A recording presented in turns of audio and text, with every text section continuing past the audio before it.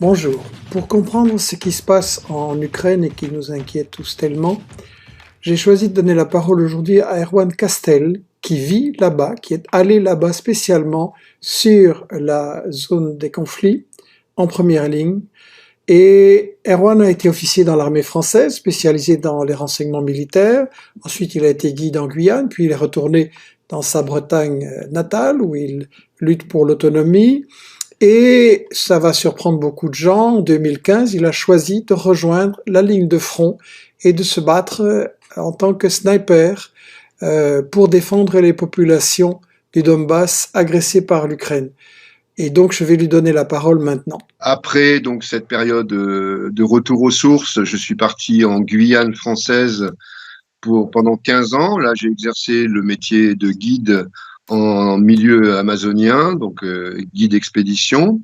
À cette occasion, j'ai pu également rencontrer des communautés traditionnelles, notamment amérindiennes, Bushinengue, Hmong, avec lesquelles donc j'ai accentué ma vision, je dirais, fédéraliste du monde. Et lorsque le Maïdan donc intervient fin 2013 et début 2014, donc tout en continuant à suivre la géopolitique internationale, j'ai tout de suite compris que c'était une révolution qui n'était pas tout à fait populaire et spontanée, mais plutôt un coup d'État organisé par les officines occidentales. Donc après les massacres de Odessa, après le bombardement, donc le 2 mai, le 2 avril 2014, excusez-moi, ensuite le bombardement et l'attaque sur Mariupol, le bombardement de Donetsk, celui de Lugansk. Donc j'ai pris la décision de rejoindre Donetsk pour témoigner, pour apporter physiquement mon soutien à cette région attaquée d'une manière ignominieuse. Et ma décision a été d'autant plus motivée que en Occident, j'ai été absolument choqué par le traitement médiatique qui a été fait de cette guerre immonde au cœur de l'Europe, puisque dès 2014, soit c'était l'omerta, on n'en parlait pas, et quand rarement les médias occidentaux en parlaient, ben, c'était déjà dans un Russian bashing hallucinant et qui aujourd'hui a atteint un paroxysme que je ne pensais pas pouvoir vivre. Donc, on parlait de la situation là-bas sur place. Et donc, comment ça se passe au niveau euh, de la situation là où vous êtes maintenant? Bah, déjà, il faut. Bon, j'ai omis, j'ai omis la politesse minimale de vous remercier, Michel Collomb, de m'offrir cette interview. C'est tellement rare et j'en suis tout à fait honoré. Donc pour la situation, en fait, il faut différencier deux choses. D'une part, la situation en Ukraine proprement dite, avec les opérations militaires russes qui sont en cours depuis une semaine maintenant, et la situation dans le Donbass. Oui, je voulais parler dans Les la deux. région. Si vous voulez bien, on va passer une ou deux petites vidéos que vous m'avez envoyées en préparant cette émission. Et notamment ici, on a une image avec des bombardements.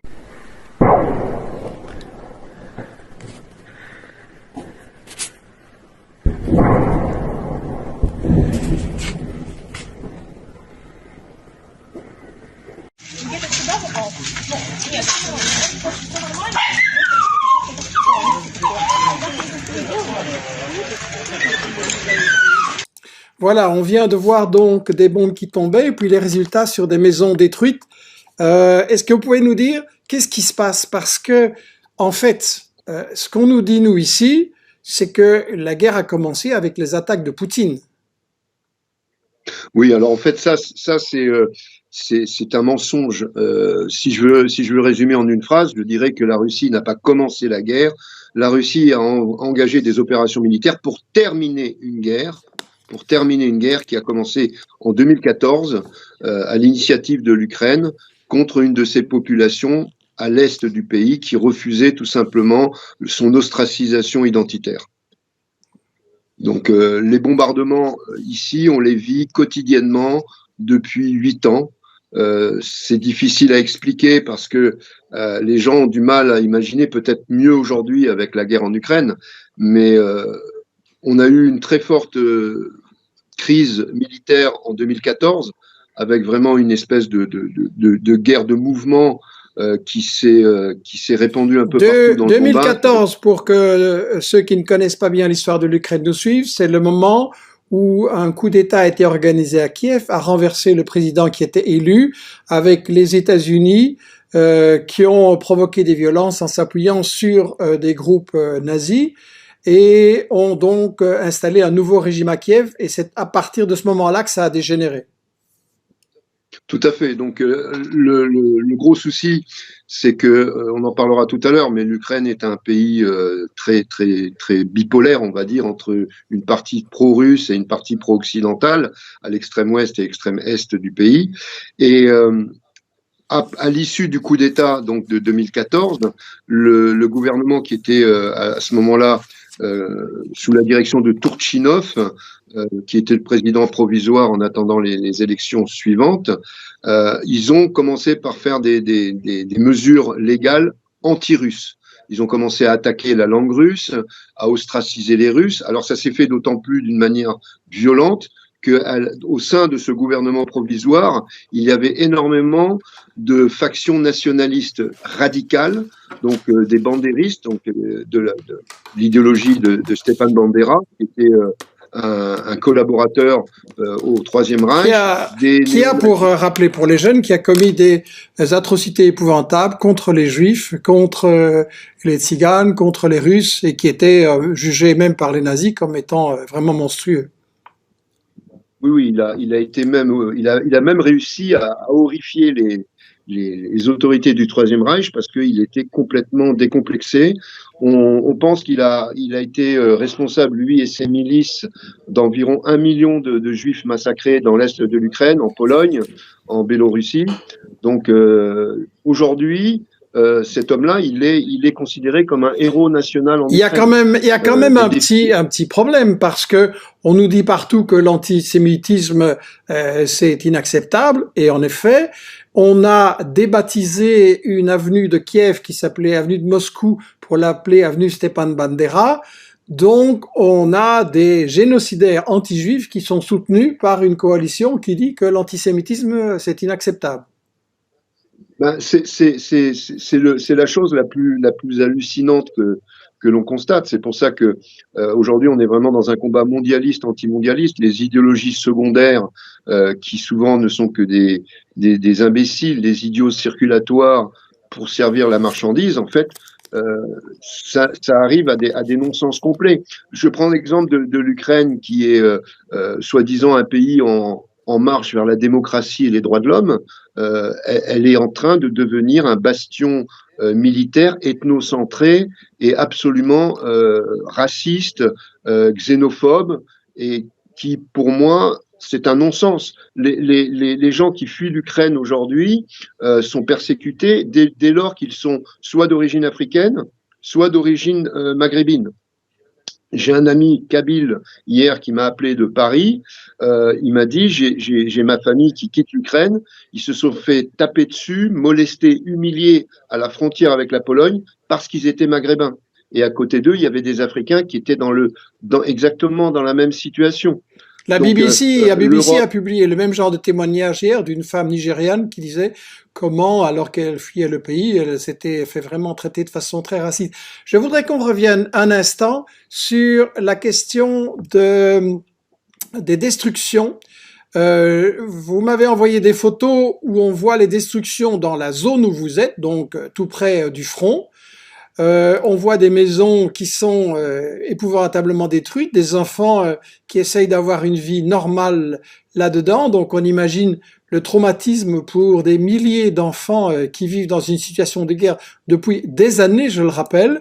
Et les vieux aussi, je montre les photos que vous m'avez envoyées. Et maintenant, si vous le voulez bien, on va passer une très courte vidéo décrivant la situation justement des enfants. Qu'est-ce que c'est d'être un enfant et de vivre maintenant dans la République du Donbass? Cet extrait d'un film d'une Française qui a fait ce film déjà, qui a réalisé un très bon film en 2015 pour montrer ces situations. Ça passe pas du tout dans les médias français, à une exception près, il y a 2 jours. Donc voici un très court extrait de cette vidéo de la situation quotidienne.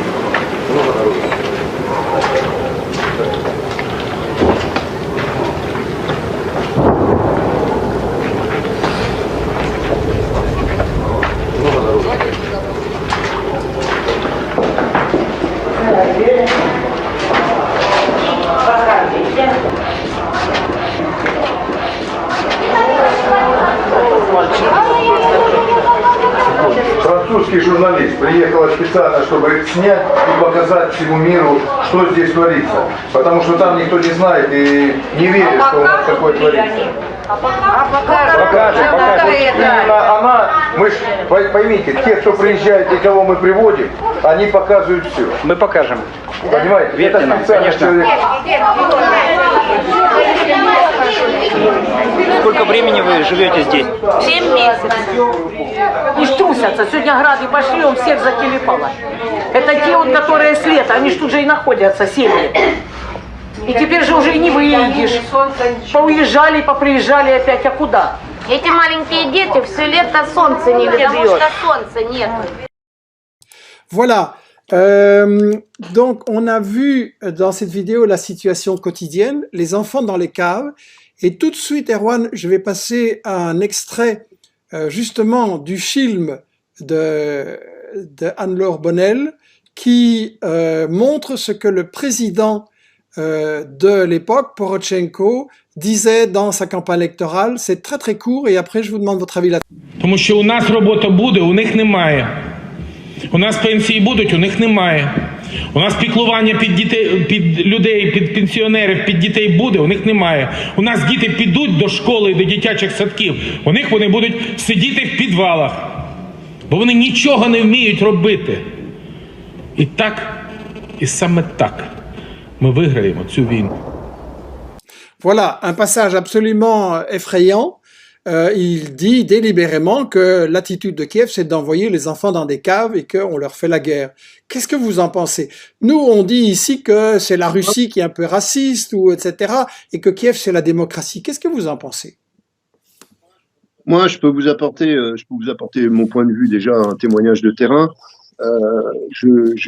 Donc je suis en caserne ou sur le front la plupart du temps, mais je vis sur une région bombardée qui est le nord de Donetsk, un quartier qui a été détruit à 60% par les tirs de l'artillerie ukrainienne et dans lequel vivent encore des familles, femmes, enfants, parents, grands-parents, et je peux témoigner de cette horreur au quotidien des enfants qui sont dans les caves depuis 8 ans.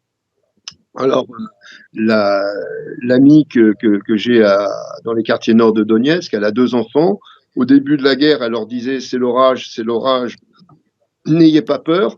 Et aujourd'hui, les enfants interrogent la maman en disant ah ça c'est un mortier de 122, ça c'est non mais c'est hallucinant, c'est un mortier de 120, ça c'est un canon sans recul, ça c'est un BMP qui tire, ça c'est un char. C'est-à-dire que les enfants vivent avec la guerre. 8 ans pour un enfant, d'abord pour un adolescent, c'est une jeunesse de gâcher, et pour un enfant, ça peut être quelque chose de absolument traumatisant sur le plan psychologique. Heureusement que les gens sont... Vous savez, il y a 700 000 personnes qui vivent dans les quartiers détruits. 700 000 personnes, européens, russes, qui vivent dans les quartiers détruits. La ligne de front, c'est 480 km de longueur, et cette longueur est bombardée sur une profondeur environ de 4-5 km tous les jours par l'artillerie. Voilà, ça c'est quand même, excusez-moi, ça c'est quand même un premier point extrêmement important et je voudrais m'adresser à tous les gens qui nous regardent. Je vois qu'il y a déjà plus de 800 personnes qui sont en train de nous regarder maintenant en direct. La vidéo sera rediffusée sur YouTube dès ce soir. C'est un premier message très très important, un message à faire passer. On nous prétend que la guerre a commencé avec Poutine et donc vous nous expliquez qu'il y a là des gens, des enfants, des citoyens qui vivent dans l'enfer des bombardements depuis 8 ans, grâce au régime soutenu et financé par nos gouvernements. Alors justement, on parle des violations du cessez-le-feu dans un rapport dont je montre une carte à l'instant par l'OSCE, donc les observateurs de l'Union européenne. Le 18 février, ils montraient sur une carte, et c'est un organisme qui n'est pas du tout pro-Poutine, loin de là, qui dit, voilà, les cessez-le-feu sont des violations pratiquement, essentiellement, par le gouvernement de Kiev. Ils veulent quoi? Pourquoi est-ce qu'ils bombardent cette population? Quel est le but? Alors moi, je crois que c'est pour ça que ce conflit n'est pas un conflit local, régional, même s'il a été confiné sur le Donbass pendant 8 années. C'est un conflit qui s'inscrit, pour être compris, dans une géostratégie atlantiste de préemption des territoires jusqu'aux frontières de la Russie. Là, on est vraiment dans la réactivation violente, en fait, d'une stratégie, c'est la stratégie du containment qui a été mise en place dès le XVIIIe siècle pour encercler la Russie, l'asphyxier d'un point de vue économique et la menacer sur le plan militaire. Et à l'effondrement de l'URSS, on a vu que finalement, la stratégie atlantiste a toujours renier ses engagements et ses promesses et a continué à progresser année après année dans l'espace soviétique, ex-soviétique, et jusqu'à un espace que on qualifie aujourd'hui du mot de ligne rouge.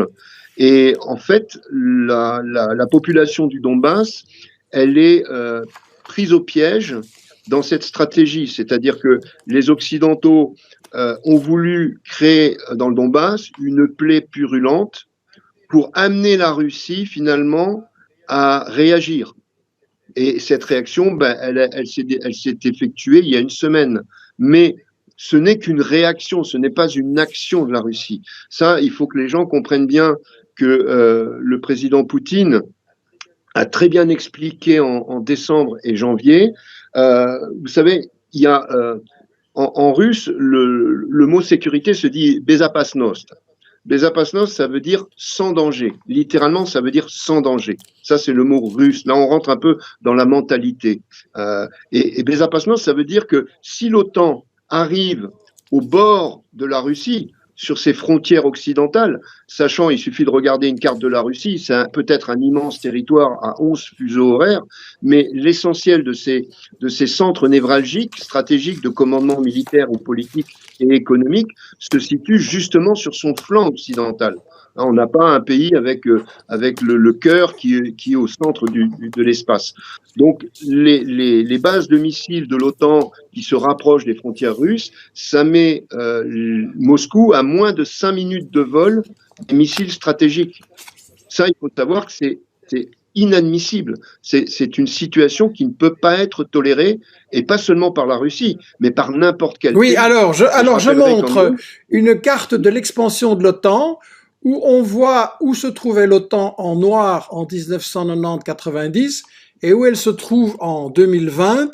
Et donc, vous dites que ce que Poutine cherche, c'est à protéger son pays d'armes nucléaires qui sont en fait qui seraient aux portes de Moscou si l'OTAN s'installe dans l'Ukraine. Tout à fait. Tout à fait. Donc, il faut quand même se souvenir que les principes qui sont revendiqués aujourd'hui par la Russie, à travers le président Poutine, ce ne sont pas des principes russes. Je vous ai parlé de la mentalité russe à travers le vocabulaire, mais ces principes sont des principes universellement. On a, je vais prendre deux exemples bien précis et qui sont pris du côté occidental pour montrer que finalement la Russie ne fait que revendiquer ce qui est unanimement reconnu. C'est la crise des missiles de Cuba en 1961, où les États-Unis ont hurlé quand les Soviétiques ont installé des bases de missiles à Cuba, alors que Cuba n'est pas un territoire américain, au nom justement de ces fameuses lignes rouges. Oui, et je rappelle qu'en fait, à cette époque-là, les États-Unis, eux, avaient installé des bases de missiles contre l'URSS en Turquie. Et donc, Khrouchtchev réagissait en disant, alors moi, je les mets à Cuba. Hein. On était déjà... Tout à fait, Michel Collomb. On était déjà dans une espèce de jeu, de poker entre l'Est et l'Ouest. Et le deuxième élément, quand même, c'est là où vous avez montré une carte de l'OSCE à l'instant. Ça me fait penser à la réunion d'Istanbul et d'Astana qui s'est déroulée en 2010. Et donc, c'était une réunion internationale. Je crois qu'il y avait à peu près 250 pays qui étaient présents. Et donc, ils ont énoncé, les grands principes de sécurité collective. Et il y a un élément très important qui a été écrit et signé et accepté par l'ensemble des participants, c'est que chaque pays a le droit de choisir ses alliances sécuritaires à condition qu'elles ne menacent pas la sécurité de ses voisins. C'est on ne peut plus clair. Or, aujourd'hui, prétendre que l'Ukraine peut rentrer dans l'OTAN, c'est donc installer une menace directe sur le territoire russe. Lorsque les négociations ont été faites entre l'Est et l'Ouest, donc entre M. Poutine et M. Biden, quelle a été la réponse de l'Occident? La réponse de l'Occident, ça a été de rejeter toute forme de discussion sur la sécurité collective. Pire que ça, les Occidentaux ont commencé à livrer des armes d'une manière absolument hallucinante. C'est des avions, des gros porteurs, soit canadiens, soit américains, soit britanniques, qui ont déversé entre 80 et 300 tonnes d'armes de l'OTAN tous les jours, quotidiennement. Et ça continue au moment où je vous Tous parle. les jours, entre Donc, on a 80 et 300 3 tonnes. 4 000 tonnes de... J'imagine que ça doit faire de Donc, beaux bénéfices pour c'est certaines multinationales, ça. Ah, ça, la guerre est un business. ça c'est vieux comme le monde. Mais la deuxième chose, c'est qu'il y a une série de déclarations. Alors d'abord, exactement 20 heures après que le président français Macron ait rencontré le président Zelensky à Kiev. Macron venait de rencontrer Poutine à Moscou. Il est ensuite allé rencontrer son homologue ukrainien. Et il lui a fait promettre de respecter les accords de Minsk. Donc, c'est ces fameux accords de paix signés en septembre 2014, Minsk 1, puis en février 2015, Minsk 2, qui cherchaient à une résolution pacifique du conflit dans le Donbass. Vous devez expliquer qui a organisé, qui a garanti ces accords de Minsk. Alors, les accords de Minsk, ce sont des accords entre, normalement, les républiques populaires de Donetsk et Lugansk et l'Ukraine. Et on a un certain nombre de pays qui se portent garants de ces accords de Minsk, à savoir la Russie, l'Allemagne, la France et l'OSCE, qui n'est pas un pays mais une organisation internationale. Donc on a des garants qui sont chargés depuis 2014, en théorie, d'observer et d'accompagner la résolution pacifique du conflit. Sauf que, en réalité, vous venez de le citer, Michel Collomb, l'OSCE a constaté en mettant ses observateurs sur le terrain, je rappelle que les observateurs sur le terrain jusqu'à cette année, c'était 600 observateurs répartis de chaque côté de la ligne de front et présents H24 tous les jours de la semaine, toutes les semaines du mois et tous les mois de l'année. Donc ces observateurs, pas très neutres parce qu'ils sont plutôt pro-occidentaux, mais ils ont quand même, je dirais, une certaine rigueur professionnelle qui fait que leurs rapports quotidiens peuvent quand même être un témoignage intéressant puisque ils constatent d'abord qu'il n'y a pas une journée sans qu'il y ait une violation du cessez-le-feu, que la plupart des bombardements viennent de l'Ukraine et que ici, s'il y a des bombardements républicains, ça intervient plutôt 4-5 heures après les bombardements ukrainiens, donc on est dans le cadre d'une riposte et non pas d'une agression. Qu'est-ce qu'il y aurait à dire aussi sur les rapports de l'OSCE? Ah oui, alors l'OSCE, c'est énorme ça, parce que pendant 8 ans, vous savez, dans les médias mensonges, ce qui est extraordinaire, c'est que la rhétorique occidentale, elle n'a pas peur du ridicule. Pendant 8 ans, les Occidentaux nous ont asséné que l'armée russe était présente dans le Donbass, qu'elle avait envahi, qu'elle prenait en otage la population du Donbass. Or, depuis 8 ans, dans leur rapport quotidien, pas un seul observateur de l'OSCE n'a constaté la présence d'une unité de combat russe dans le Donbass. Ça, c'est quelque chose d'énorme. Les grands patrons de l'OSCE, de la mission Ukraine de l'OSCE, au moment de partir, quand ils faisaient leur débriefing, ils disaient non, il n'y a pas on n'a rien vu d'unité russe présente dans le Donbass. Et aujourd'hui, les mêmes médias occidentaux qui nous disaient que les Russes avaient envahi le Donbass nous disent l'armée russe est arrivée dans le Donbass. Donc ils dénoncent eux-mêmes leurs mensonges d'hier.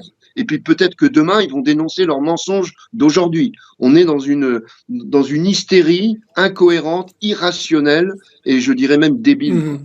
Donc les gens, en fait, ils ont j'ai un peu perdu le fil de ma conversation. Mais c'est pas grave. Moi, je voulais justement en profiter pour vous demander, il y a sur la ligne de front là-bas, il y a l'armée gouvernementale de Kiev, mais il y a aussi, selon les informations que j'ai eues, des bataillons nazis, Azov et autres, et on montre notamment ici un drapeau de ces nazis ukrainiens.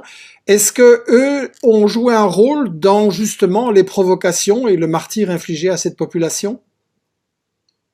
Alors bien sûr, les radicaux nationalistes, parmi lesquels on trouve des bandéristes, des néo-nazis, convaincus et revendiqués, heureusement, c'est pas la majorité de l'armée ukrainienne, mais c'est une minorité très influente. Et surtout, c'est une minorité de soldats politiques dont les chefs ont infecté en quelque sorte les rouages du pouvoir. Donc ils sont très influents, il y a un lobby radical nationaliste et sur le terrain, ils ont, je dirais, une certaine autonomie d'action parce que justement, ils sont protégés au niveau du commandement militaire et politique. Les médias européens nous disent que c'est des marginaux, qu'on exagère.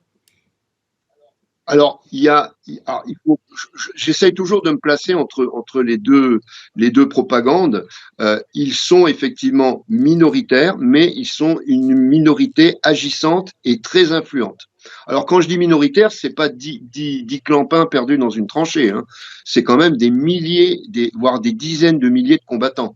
Hein. Donc, on n'est pas sur une minorité anecdotique. Non, c'est pas du tout ça.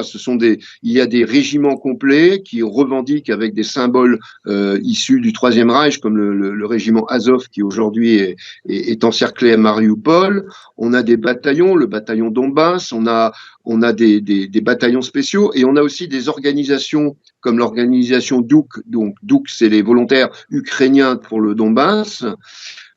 Qui aujourd'hui sont sous le commandement d'un certain Dimitri Yarosh, qui a fait beaucoup parler de lui pendant 8 ans et qui bizarrement a disparu là depuis une semaine. Peut-être est-il mort sous un bombardement russe, je ne sais pas, mais en tout cas, il n'apparaît plus. Donc Dimitri Yarosh, on l'appelait le petit Führer de l'Ukraine. C'était vraiment quelqu'un qui avait une revendication idéologique nazie et qui avait été très actif sur le Maïdan. Il avait été un peu le coordinateur des groupes paramilitaires qui ont fait basculer le Maïdan vers le coup d'État. Dimitri Yarosh, ensuite, est venu se battre sur le front du Donbass.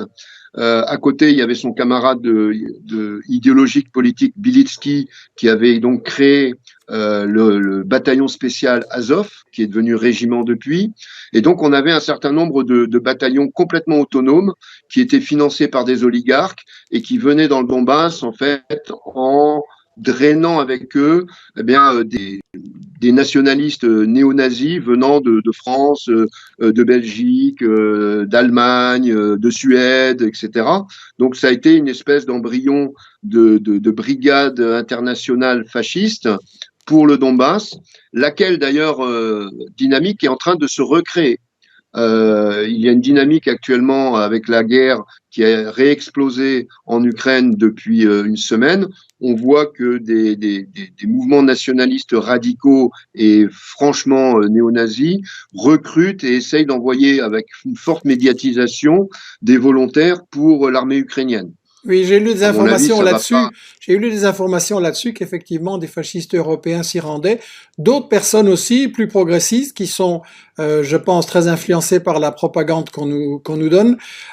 Donc, les nazis en question, est-ce que ils ont joué un rôle dans des crimes qui ont été commis à Odessa, à Mariupol et dans d'autres villes, pas seulement au Donbass? Bien sûr. Alors, il faut savoir que, par exemple, à Odessa, la maison des syndicats, donc c'était en fait à Odessa, c'était donc le 2 mai 2014, on avait une manifestation anti-Maïdan qui se déroulait dans les rues d'Odessa et qui a été contrée par une manifestation pro-Maïdan. Donc, la police était présente. On a les vidéos, on a les images, on voit déjà que lorsque les anti-Maïdan arrivent au contact des pro-Maïdan, il y a des coups de feu qui partent du côté des pro-Maïdan. Parce que le gouvernement de Kiev, là c'était Avakov qui avait organisé ça, donc il a été ensuite ministre de l'Intérieur jusqu'à il y a très peu de temps, il avait carrément réquisitionné des autobus pour envoyer à Odessa des hooligans, des néo-nazis, des groupes paramilitaires qui avaient donc agi sur le Maïdan et qui venaient là-bas pour faire une espèce de contre-manifestation. Il y a eu des civils assassinés dans des conditions terribles, notamment à la maison des syndicats. Alors, la maison des syndicats, les rixes ont commencé à devenir très violentes dans la rue. Donc, les manifestants qui étaient fédéralistes, c'était des manifestants fédéralistes à l'époque, ils se sont réfugiés dans la maison des syndicats, qui a été entièrement sous les yeux de la police, complètement indifférente, la police. Ils ont attaqué au cocktail Molotov, la maison a brûlé, et dans les décombres, on a trouvé une cinquantaine de victimes qui a été entièrement brûlée. Il y a eu plus de 200 blessés. Il y a eu un nombre très impressionnant de disparus. Et il faut savoir que 8 ans après ce massacre, il y a encore des manifestants qui avaient été arrêtés à l'époque, des manifestants fédéralistes qui sont toujours en prison en Ukraine. Donc là, ça a été, on va appeler le mot pogrom, hein, parce que voilà, c'est le massacre d'une population sur le plan idéologique et identitaire. Donc après, il y a eu l'attaque. Donc là, les néo-nazis sont partie prenante, mais agissante et responsable du massacre d'Odessa. Ensuite, il y a eu l'attaque sur Mariupol. Donc le 9 mai, donc quelques jours après Odessa, le 9 mai 2014, l'attaque sur Mariupol est faite justement par le bataillon spécial Azov. Donc tous les 9 mai en Russie, en Occident, c'est le 8 mai qu'on célèbre la fin de la Deuxième Guerre mondiale. En Russie, c'est le 9 mai. Donc tous les 9 mai en Russie, dans le monde russe, il y a des grandes manifestations patriotiques avec des milliers de gens qui descendent dans la rue. Et ce jour-là, à Odessa, donc le bataillon spécial Azov a attaqué avec des blindés, des véhicules de combat d'infanterie. Ils ont attaqué donc la population d'Odessa qui célébrait le 9 mai 45. Et il y a eu à ce moment-là une centaine de tués, et également beaucoup de blessés, des disparus. Et depuis cette époque-là, depuis ce 9 mai 2014, Azov est resté dans Odessa. Ils ont fait d'Odessa une espèce de bastion symbolique, et aujourd'hui, ils se battent comme des enragés contre la ville qui est encerclée par les Russes et les républicains. Donc les nationalistes ensuite ont été impliqués dans énormément de crimes de guerre. Donc certains étaient tellement horribles que même le régime de Kiev a été obligé d'instituer des enquêtes judiciaires et des condamnations pour certains de ces nationalistes. Je pense notamment au bataillon Tornado qui agissaient sur le front de Lugansk. Alors eux, c'était je vole, je viole, je tue et je brûle. Donc ils ont fait ça plusieurs fois sur des victimes, des femmes, des enfants, sur le front de Lugansk. C'était tellement... En plus, ces imbéciles, c'est pour vous montrer quand même le niveau de psychopathie de ces gens-là, c'est qu'ils se filmaient en train de faire leurs crimes. Ah oui. Donc on a des preuves, on a des preuves de ça. Voilà. Il y avait des preuves tangibles. Il y a eu énormément de gens qui ont été horrifiés, même à Kiev, de la sauvagerie de ces gens-là. Et donc, le bataillon Tornado a été dissous et il y a eu à peu près une dizaine ou une quinzaine d'officiers et de responsables qui ont été condamnés. Alors, ils ont été condamnés, ça a été surtout pour calmer le jeu. Donc, c'était pour dire, OK, on est allé trop loin, là, il y a eu vraiment des crimes de guerre, on condamne. Mais il n'y a pas eu que 15 soldats de Tornado qui ont été coupables de crimes de guerre. On a montré l'exemple pour calmer les Occidentaux, parce que il y avait quand même côté occidental des gens qui se posaient des questions aussi, hein, qui demandaient à Kiev, mais c'est qui ces mecs-là avec les symboles nazis, qu'est-ce qu'ils font, pourquoi ils sont intégrés dans l'armée ukrainienne et tout ça. Donc On rappelle, en fait, on rappelle qu'actuellement les États-Unis financent toujours le bataillon Azov, non? Alors, le bataillon Azov, alors aujourd'hui, le régiment Azov est intégré dans l'organigramme de l'armée ukrainienne. Donc, il reçoit effectivement, comme toute l'armée ukrainienne, des financements occidentaux, les impôts de l'Union européenne, les armes des États-Unis, de la Grande-Bretagne, etc. Donc, ce sont des gens qui aujourd'hui sont fondus dans la masse, mais dont les responsables politiques se retrouvent jusqu'au plus haut sommet de l'état-major. Dimitri Yarosh est conseiller spécial du chef d'état-major de l'armée ukrainienne. Donc il est assis, je dirais, à la droite du père quelque part. Donc ce sont des néo-nazis convaincus qui sont complètement psychopathes. Ce sont des gens qui en 2014 disaient il faut lancer une bombe atomique sur le Donbass pour régler le sort des russophones. Ça c'est Timoshenko qui dit ça. Timoshenko disait ça au téléphone à une responsable de l'Union européenne. Donc on a finalement une schizophrénie totale en côté ukrainien. Pourquoi? Alors eux, ils invoquent systématiquement l'histoire, donc ils vont parler de la famine, de l'entre-deux-guerres, ils vont parler donc ils ont pas de réalité en fait dans leur conviction. Ils vont chercher très loin. C'est comme si nous on commençait à haïr les Anglais parce qu'ils ont brûlé Jeanne d'Arc. Donc voilà, ce sont des gens, ils vivent dans le passé, ils sont nostalgiques des grands rassemblements, des marches aux flambeaux, ce sont des réactionnaires et surtout des idiots utiles. Et là, l'Occident, il faudrait que la population occidentale se pose des questions. On défend des valeurs, soi-disant des valeurs occidentales, qui sont les droits de l'homme, l'égalité, etc., etc. Et qu'est-ce qu'on fait en Syrie? En Syrie, on soutient des djihadistes égorgeurs qui sont à l'opposé de ces soi-disant valeurs. Et en Ukraine, on soutient des néo-nazis qui également sont à l'opposé de ces valeurs occidentales. Donc il faudrait qu'il y ait une certaine cohérence entre les paroles et les faits. Oui. Donc Alors, les gens tout à fait. Alors, je rappelle, parce que beaucoup de gens nous ont rejoints en cours d'émission, il y a maintenant 1400 personnes qui regardent ceci en direct. Je rappelle que donc, vous, Français, Erwan, vous êtes partis au Donbass pour les soutenir et pour participer. On a des images que vous m'avez envoyées où on voit ce que c'est la guerre des tranchées actuellement dans cette région qui a été bombardée, où on vous voit également en tant que sniper. Un petit mot, sniper, c'est un mot qui fait très très peur, et donc on se demande sur qui vous tirez. Pouvez-vous expliquer? Bah alors déjà, pour mon engagement, je suis arrivé donc tout début février 2015. Rapidement, j'ai rejoint les forces républicaines. D'abord un petit bataillon de Cosaques, ensuite la garde républicaine, la 5e brigade, et puis finalement, je suis arrivé à la brigade internationale Piatnachka, donc dans laquelle je suis toujours et je sers. Donc j'ai participé à quelques fronts, avec d'ailleurs d'autres volontaires étrangers, dont des Français. Je tiens à les saluer parce que on n'était pas nombreux et tout engagement, je dirais, pour une cause du peuple, qu'il soit du Donbass ou d'une autre région du monde, est quand même quelque chose de gratifiant et qu'il faut saluer. Voilà. Donc aujourd'hui, nous sommes plus que 2 Français sur le front. Il y a plusieurs manières de voir cette guerre.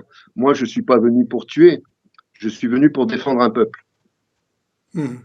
Donc on tient la ligne de front depuis 8 ans. Il faut vous imaginer que cette ligne de front du Donbass, entre Lugansk et Donetsk, avant la mobilisation qui a été déclenchée il y a une semaine, c'était 30 000 hommes. 30 000 hommes face à 90 000 Ukrainiens. Donc on était dans un rapport de force de 1 contre 3. Et lorsque les tensions commencent à s'envenimer à partir de mars 2021, je rappelle que la première et grande escalade que le Donbass connaît, c'est en mars 2021. En mars 2021, l'armée ukrainienne commence à bombarder d'une manière très intense toute la ligne de front et surtout d'acheminer des renforts. Ils vont monter en mars 2021 à 100-120 000 hommes. Et après les négociations avortées entre Poutine et Biden, l'armée ukrainienne recommence les bombardements et monte avec un effectif de 150 000 hommes. C'est-à-dire que là, il y a 2 semaines, nous étions dans un rapport de force de 1 contre 5. Et on savait pertinemment, et les renseignements militaires nous l'ont confirmé depuis que les Russes ont commencé à capturer des états-majors ukrainiens, on sait pertinemment que l'armée ukrainienne s'apprêtait à lancer une offensive contre les républiques de Donetsk et Lugansk. Je pense en étant poussé par les États-Unis, est-ce qu'ils voulaient vraiment que ça pète là-bas? Ils voulaient provoquer Poutine? Alors je pense que le but des États-Unis n'est pas de faire une guerre militaire directe. Par contre, par proxy interposé, oui. C'est-à-dire que le but, pour moi, le premier but des États-Unis, c'est de déclencher contre la Russie une guerre économique. Mais une guerre économique à outrance avec des dommages collatéraux pour les pays européens. Si les États-Unis avaient déclenché cette guerre, je dirais en première attaque, les pays européens auraient peut-être lâché les États-Unis. Parce que on voit bien aujourd'hui, il suffit de regarder votre portefeuille, le prix du gaz, le prix de l'essence, etc. Donc il fallait vraiment, je dirais, un cas de force majeure. Il fallait quelque chose de supérieur pour que les pays occidentaux acceptent finalement d'en payer aussi le prix. Oui, donc je signale à nos auditeurs que cette question de géostratégie a été analysée dans un précédent Michel Midi sur la guerre du gaz et pour la domination mondiale, en expliquant qu'effectivement, de la part de différents stratèges des États-Unis, Brzezinski, Friedman, etc., c'est une guerre contre la Russie, certes, mais c'est aussi, et peut-être encore plus, une guerre contre l'Allemagne pour l'empêcher d'être le partenaire économique et énergétique de la Russie. Erwan, le temps passe malheureusement et je voudrais quand même aborder encore une ou deux questions importantes parce que ce que vous nous avez dit là, ça semble un peu désespérant. La situation semble épouvantable entre Ukrainiens. Est-ce qu'il y a une solution? L'Ukraine, c'est quand même un pays avec une histoire et une géographie assez particulières. Est-ce que vous voyez une solution pour ramener la paix dans cette région? Alors, la solution, je dirais, ça serait la dissolution de l'OTAN. Mais c'est plutôt mal barré aujourd'hui. Pour l'Ukraine, je ne vois qu'une seule chose. Pour moi, l'Ukraine a disparu. C'est-à-dire que là, nous assistons à la fin de l'Ukraine. Et dans cette fin dramatique de l'Ukraine, en fait, remonte à la surface toute la problématique de ce pays. Là, c'est peut-être intéressant de faire un très rapide retour en arrière dans l'histoire. L'identité ukrainienne existe, bien sûr, l'identité ukrainienne existe, je ne la nie pas, mais l'État ukrainien, il faut faire la différence entre les identités et les États, bien sûr. L'État ukrainien n'existe que parce que l'Union soviétique l'a créé. Je rappelle que l'État ukrainien, c'est d'abord une création en 1921, la République socialiste soviétique. Avant, on avait un territoire qui était réparti à travers les empires. Donc, il y avait l'Empire russe d'un côté, qui avait la Novorossia. Il y avait ensuite l'Empire austro-hongrois. Donc, c'était une région très dissolue à travers les empires. En 1921, donc, l'Union soviétique va créer la République socialiste d'Ukraine. Ça, c'est une chose. Première erreur pour moi, parce que je trouve que jouer avec les frontières sans tenir compte des réalités des peuples et des identités du terrain, pour moi, c'est une erreur. Donc, première erreur, c'est que dans cette création, l'Union soviétique va raccrocher le Donbass, la région de Kharkov, à l'Ukraine. Pourquoi? Parce que l'Ukraine avait besoin d'un potentiel industriel. C'était une région agricole plutôt retardée, plutôt à la traite. C'était une volonté de rééquilibrer un peu l'économie, etc. Voilà, il fallait. Voilà. il fallait économiquement donner à l'Ukraine un potentiel industriel. Donc, Lénine décide de mettre le Donbass en Ukraine. Après, on va avoir bien sûr la poussée militaire de Staline en 1939, qui va mettre toute la région de Lvov en Ukraine, qui va même récupérer des territoires de Roumanie, la Bucovine, la Transcarpathie, etc. Tout ça, ça va être raccroché d'une manière arbitraire dans la République socialiste d'Ukraine. Enfin, on a la décision toujours arbitraire de Khrouchtchev en 1954 qui va dire « Oh, ben, on met la Crimée en Ukraine ». Donc, ça fait qu'on avait un pays complètement déjà identitairement disloqué. Tant que toutes ces régions étaient, je dirais, sous la direction de l'Union soviétique, ça se passait bien. Ça se passait bien. Et puis, depuis 1991, on voit finalement les nuances devenir des forces d'opposition et des divergences jusqu'à se faire la guerre entre elles. Donc, on a la même chose que dans les pays coloniaux. Hein. C'est-à-dire que le colon arrive, il pose ses frontières, et le jour où il s'en va, il laisse les frontières en place avec un trône unique au milieu. Et donc, les pays les ethnies qui avaient été amalgamées du temps de la colonisation, ben, se retrouvent de nouveau dans des situations conflictuelles. Donc, ce qui s'est passé en Ukraine, aujourd'hui, est en train de s'achever.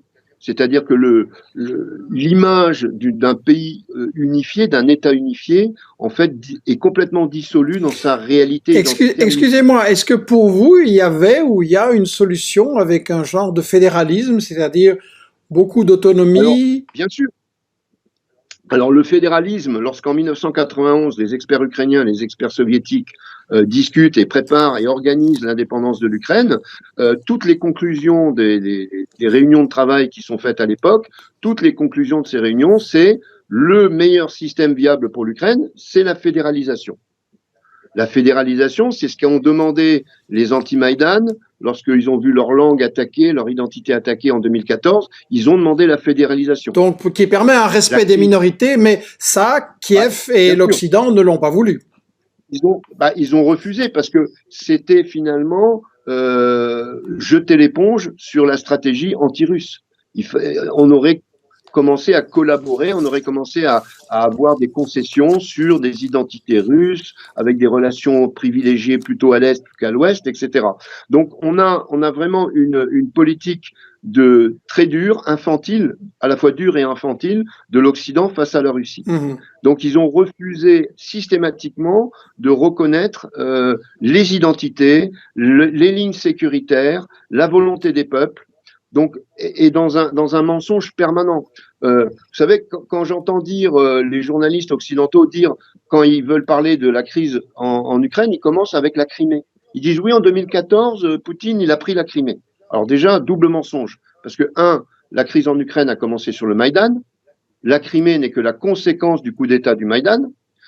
Ensuite, Poutine n'a pas pris la Crimée. La Crimée a réalisé un référendum.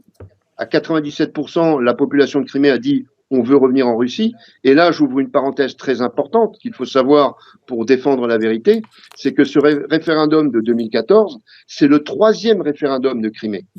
C'est le 3e référendum de Crimée. Depuis 1991, la Crimée a fait 2 autres référendums avant. Premier référendum pour demander l'autonomie. Deuxième référendum, donc ça c'était en 94, je crois. Deuxième référendum pour demander une constitution.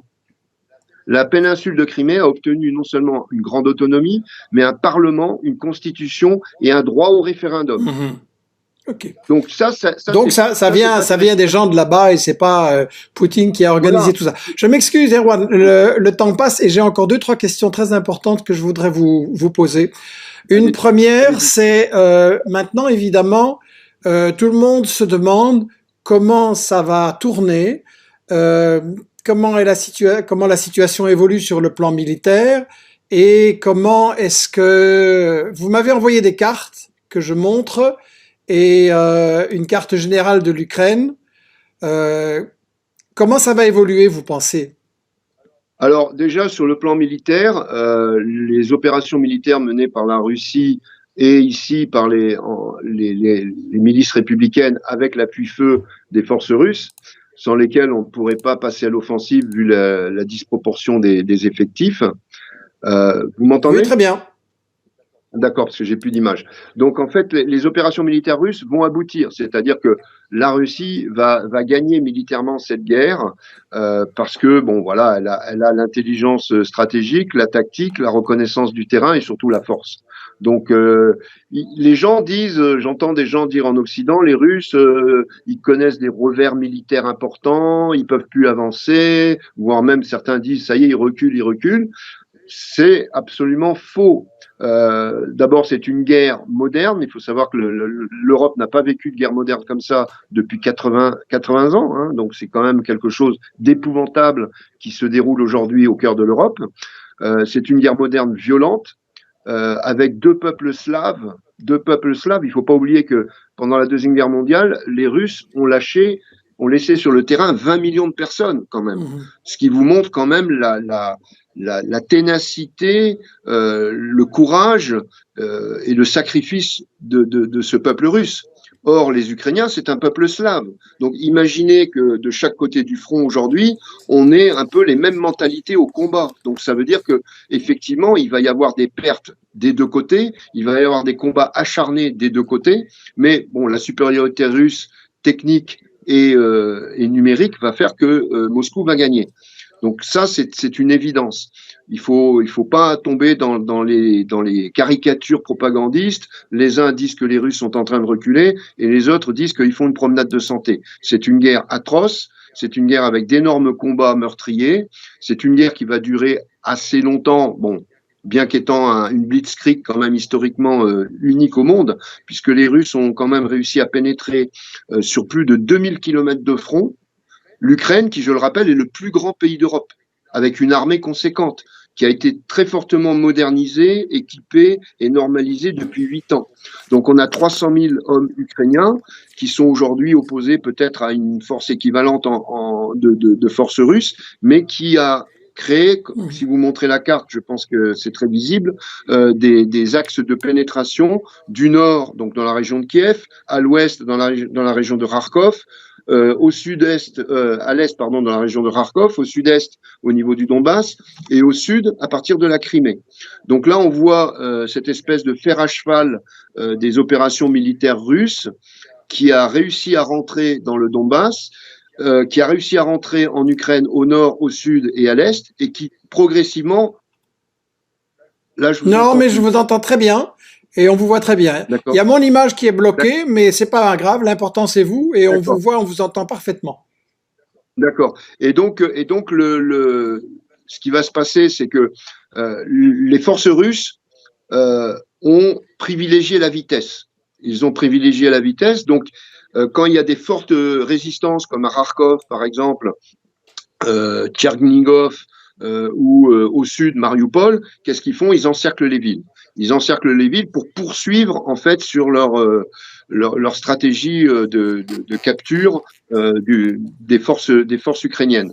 Dans le Donbass, par exemple, on a aujourd'hui des forces russes qui descendent depuis la région de Kupiansk, donc à côté de Kharkov, qui descendent vers le sud, et ensuite on a des forces russes qui du sud remontent du côté de Zaporozhye vers le nord. Donc si ces deux axes se réunissent, les forces ukrainiennes qui sont encore face au Donbass, elles sont pour moi encore assez importantes, de l'ordre de 100 000 hommes, elles vont être complètement prises au piège, elles vont être mises dans un énorme chaudron. Le but des Russes est d'abord d'obtenir une capitulation militaire le plus vite possible. Ce n'est pas de détruire physiquement les soldats ukrainiens ou de détruire les villes comme on essaye de nous le faire croire en Occident. Bien sûr, il y a des frappes dans les villes, bien sûr, il y a des victimes civiles, mais ce n'est pas l'objectif de l'armée russe. L'objectif de l'armée russe, c'est de désorganiser l'armée ukrainienne, de détruire ses centres de commandement, ses dépôts logistiques, ses casernes, ses terrains d'aviation. C'est vraiment de l'éparpiller et de la réduire dans une force de combat et une durée de combat la plus petite possible. Alors justement, vous avez évoqué l'information qui est donnée sur la guerre dans les médias occidentaux. On a, il y a quelques minutes avant que je commence l'émission, le quotidien Belge le Soir, et j'imagine tous les autres aussi, ont relayé une image que je montre maintenant, que les Russes ont attaqué une centrale atomique nucléaire et Zelensky évoque la terreur nucléaire. Votre avis? Donc là, on est dans l'absurdité totale. Alors effectivement, il y a des centrales nucléaires et parmi d'ailleurs, il y a une ville qui s'appelle Energydor, je crois, qui est à côté de Zaporozhye et qui est sur laquelle il y a la plus grosse centrale nucléaire d'Europe. Tout le monde a le spectre de Tchernobyl dans la tête. Donc les Ukrainiens cherchent absolument à faire intervenir les Occidentaux militairement pour les soutenir. Et donc là, ils agitent le spectre d'une attaque russe sur une centrale nucléaire. Je vais vous dire pourquoi c'est absurde. Alors déjà, la centrale nucléaire, c'est celle de Zaporozhye. Zaporozhye, c'est à proximité de la Crimée. Donc on ne voit pas les Russes bombarder volontairement une centrale nucléaire qui mettrait en danger toute la péninsule russe de Crimée. C'est tout simplement, c'est absurde comme théorie. Deuxième chose, il y a déjà eu des centrales nucléaires sécurisées par les Russes. Et ils l'ont fait justement sans frappe d'artillerie, ils l'ont fait sans frappe aérienne, ils sont arrivés en prenant beaucoup de risques militaires, ils sont arrivés par le sol avec des unités d'infanterie pour justement éviter qu'il y ait aucun dommage collatéral sur les infrastructures de centrale nucléaire. Donc ça, c'est la réalité du terrain. Ce qui s'est passé exactement cette nuit, on ne sait même pas qui a tiré. En fait, il y a une caméra de surveillance qui peut l'attester. Ce sont des fusées éclairantes qui ont été tirées dans le périmètre de la centrale nucléaire de Zaporozhye. Les fusées éclairantes, il y en a une ou deux qui sont tombées sur des bâtiments annexes, dont un qui a pris feu. Le feu a été éteint par les services de secours, donc les pompiers qui sont sur place H24 sur les périmètres des centrales nucléaires. Donc les pompiers ont éteint l'incendie, mais le temps l'incendie se déclare et que les pompiers l'éteignent, il y a eu donc cette hystérie propagandiste occidentale relayée par les Ukrainiens qui s'est emparée je dirais, de cet incident. On ne sait même pas si c'est lié à la guerre. Probablement, il y a une fusée éclairante pour essayer de voir s'il y avait des forces ukrainiennes dans le périmètre de la centrale, ou est-ce que c'est les Ukrainiens qui ont tiré justement pour provoquer cet enchaînement d'hystérie. Je ne sais pas. Mais en tout cas, il n'y a jamais eu d'attaque russe sur cette centrale nucléaire. Ça, c'est une absurdité, c'est un mensonge, mais je crois que... Excusez-moi, en échangeant sur l'information occidentale, vous m'avez aussi dit que Kiev diffuse de la désinformation et vous m'avez envoyé une photo où Kiev dit que... Voilà. Que la Russie bombarde et en fait, ce sont des bombardements de Kiev même. Que les gens sont en train de voir maintenant, alors, oui. Pareil. Bon. Alors, je tiens à bien préciser ma position, Michel Colomb. C'est-à-dire que il y a effectivement des bombardements russes sur les villes ukrainiennes. Ça, c'est clair. Oui. Il y a des bombardements russes sur les villes ukrainiennes qui sont ciblés, qui cherchent d'abord à détruire des positions militaires, logistiques, politiques, administratives, etc., qui participent à l'effort de défense. Dans ces bombardements russes, qui sont terribles, hein, attention, c'est des bombardements russes qui sont faits avec des missiles calibre, par exemple, c'est quand même c'est pas des pétards mouillés, hein, et effectivement dans ces bombardements il y a malheureusement des victimes civiles collatérales. Ça, c'est évident. Je ne veux pas tomber dans l'absurdité inverse de la propagande occidentale en disant tout va bien. Bon, il y a des victimes civiles, c'est dommageable, c'est terrible, c'est dramatique, comme dans toute guerre moderne qui se déroule en zone urbaine. Seulement, la propagande ukrainienne va en faire, je dirais, une montagne. C'est-à-dire qu'ils vont essayer de vouloir montrer une Russie génocidaire. Ils vont vouloir montrer une Russie qui veut anéantir physiquement l'Ukraine. Et pour cela, ils sont prêts à tout, y compris de prendre des images de leur propre opération spéciale antiterroriste dans le Donbass. Ils changent la date, voire même avec Photoshop, ils mettent un V ou un Z, hein, ce sont les marquages des unités russes actuelles, pour dire, regardez ce qui se passe. Or, et donc l'image qu'on voit là maintenant n'est donc pas une image actuelle, c'est une image de 2017. Voilà, c'est une image de 2017 ou 2019, je ne sais plus. 17, je crois que c'est oui, 17. voilà, c'est le bombardement, enfin c'est même pas le bombardement, c'est l'explosion d'un dépôt de munitions dans le nord de l'Ukraine et qui aujourd'hui est repris, la vidéo est reprise par les médias ukrainiens pour dire regardez ce que fait l'armée russe, parce qu'effectivement quand un dépôt de munitions explose, ça fait quelque chose de monstrueux. Je veux dire, c'est pas là on a plusieurs missiles, plusieurs dizaines de missiles actuels qui explosent d'un seul coup. Donc sur le plan émotionnel, c'est une image terrible. Donc ils reprennent cette image pour essayer d'influencer l'émotion et l'effroi au niveau des populations occidentales. La guerre de l'information. Pour espérer un miracle, c'est-à-dire une réaction militaire. Mais les Ukrainiens n'ont pas compris que l'Occident n'interviendra pas militairement, à part leur distribuer des armes et des munitions. L'Occident veut juste mener une guerre économique à outrance. Quand je dis l'Occident, c'est Washington surtout. Les Occidentaux européens, eux, ils vont faire partie des dommages collatéraux. Mais donc, ils veulent une guerre économique, et pour cette guerre économique, ils ont forcé la Russie à réagir. Pardon. Au prix de quelques milliers peut-être de soldats ukrainiens qui vont mourir. Mais ça, qui disait à propos de l'Irak, 500 000 enfants irakiens tués, ça en valait la peine. Alors pour bloquer économiquement ou tenter de bloquer économiquement la Russie, quelques milliers de soldats ukrainiens, je pense que pour Washington, ça en vaut la peine. Donc on est vraiment sur une guerre amorale menée par l'Occident, et la Russie, elle est obligée aujourd'hui de réagir parce qu'elle n'a pas le choix, et elle est obligée de réagir d'une manière radicale parce que sinon c'était les missiles de l'OTAN qui venaient à ses frontières. Je rappelle pour cela que le président Zelensky au sommet de Munich, à la dernière réunion de Munich, il a dit publiquement l'Ukraine va se doter de l'arme nucléaire.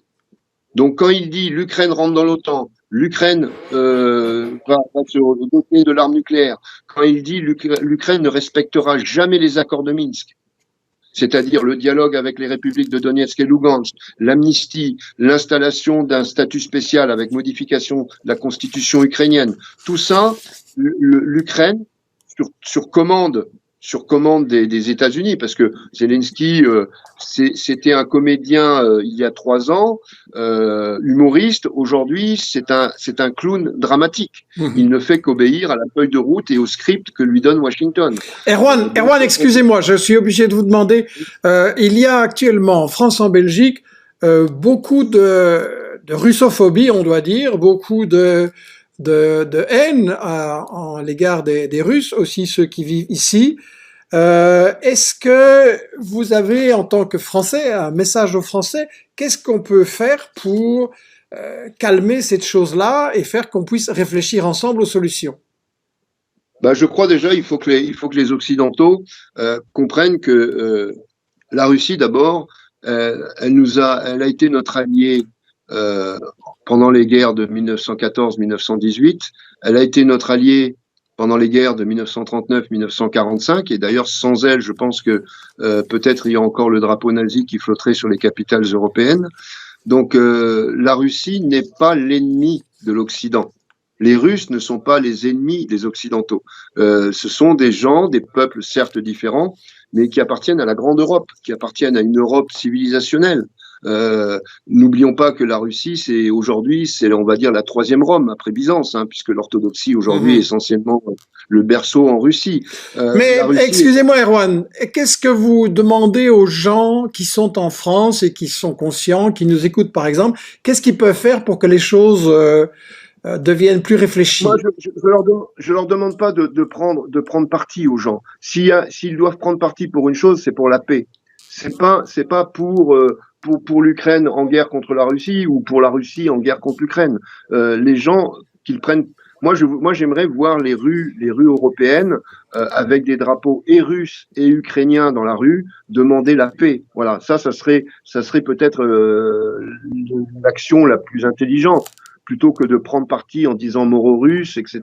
Je veux dire, ça c'est quelque chose de. On est dans un manichéisme de pensée qui infecte l'Occident depuis, c'est pas nouveau, j'allais dire depuis des siècles, voire des millénaires.